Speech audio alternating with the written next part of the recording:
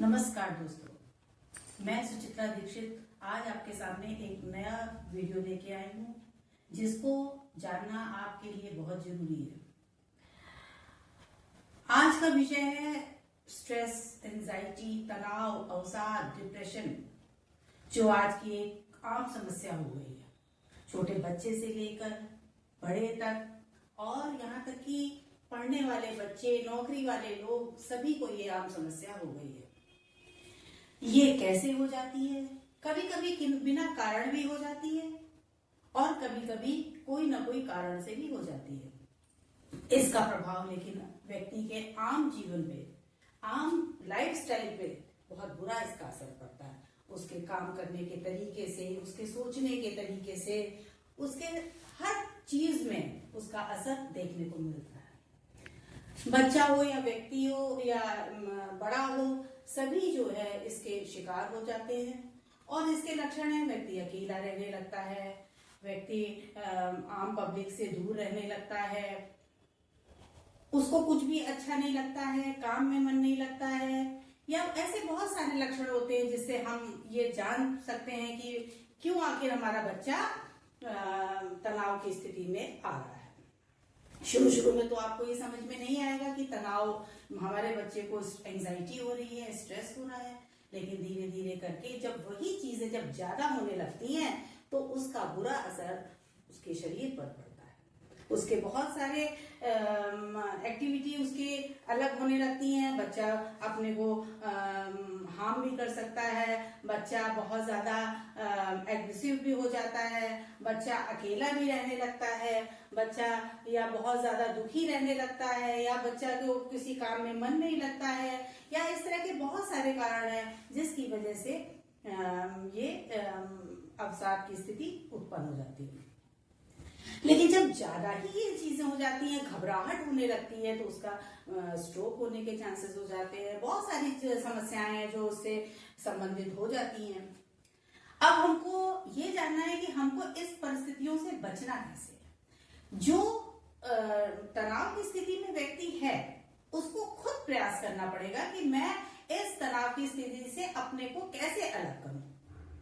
इसके लिए उसको सबसे मिलना जुलना पड़ेगा, अपने दोस्तों से मिलना पड़ेगा, अपना ध्यान डाइवर्ट करना पड़ेगा और हंसने का प्रयास करना पड़ेगा, खुश रहने का प्रयास करना पड़ेगा सबके बीच में। और ऐसी चीजें करनी पड़ेगी, व्यक्ति डायरी लिखने लग जाए, कुछ भी लिखने, जो उसके दिमाग में चीजें चल रही हैं वो उसको लिखने लग जाए।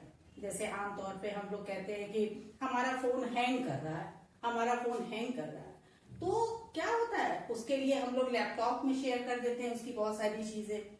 उसी तरह से हमारा ब्रेन भी हैंग करने लगता है, तो हम लोग उसमें से बहुत सारी चीजों को डायरी में नोट कर सकते हैं। नोट करने से हमारी भावनाएं, हमारी फीलिंग्स उसमें उतर जाती हैं, लिख जाती हैं, तो जिससे हमारे माइंड को लगता है कि हल्कापन आ गया। और किसी दूसरे से भी शेयर कर सकता है, या फिर कोई नहीं है तो आप लिखने का प्रयास करें। आप दूसरी एक्टिविटी है, दूसरी चीजों में करें, व्यायाम करें, सांस की एक्सरसाइज करें। और कुछ चीजें ऐसी होती है, उस समय अपने ध्यान को डाइवर्ट करने के लिए वो कुछ ऐसे काम करने लग जाए जिससे कि अगर उसमें चक्कर आने लगता है, या सांस बढ़ रही है, या घबराहट बढ़ रही है, तो व्यक्ति अपनी कुछ ऐसी एक्टिविटी करने लग जाए जिससे कि उसका माइंड डाइवर्ट हो। वो कुछ भी करने लग जाए, उठ के दूसरों से बात करने लग जाए, म्यूजिक सुनने लग जाए, या फिर कोई भी ऐसी चीज करने लग जाए जिससे उसको कंफर्टेबल हो। अपने 5 सेंस ऑर्गन्स पे काम करने लग जाए, वो अपने चीजों में अपने को 5 सेंस ऑर्गन्स में काम करने लग जाए। 5 चीजों को देखे, 4 चीजों को सुने, 3 चीजों को सूंघे, 2 चीजों को टच करे, 1 चीजों को टेस्ट करे। माइंड को डाइवर्ट करने के लिए इस तरीके से बहुत सारी चीजें वो कर सकता है, और इससे उसको फायदा मिलेगा। और परिवार को उसके संग अच्छे से बात करे, उसको माइंड डाइवर्ट करने पे उसका प्रयास करे, उसकी चीजों को, उसकी समस्याओं को समझे। और अगर इससे भी अगर घर परिवार को ये लगता है कि इसका तनाव कारण नहीं है, तो फिर वो जाके डॉक्टर से मिले, साइकेट्रिस्ट से मिले और थेरेपीज ले, काउंसलिंग इसका बहुत अच्छा उपचार है, ये सब करें।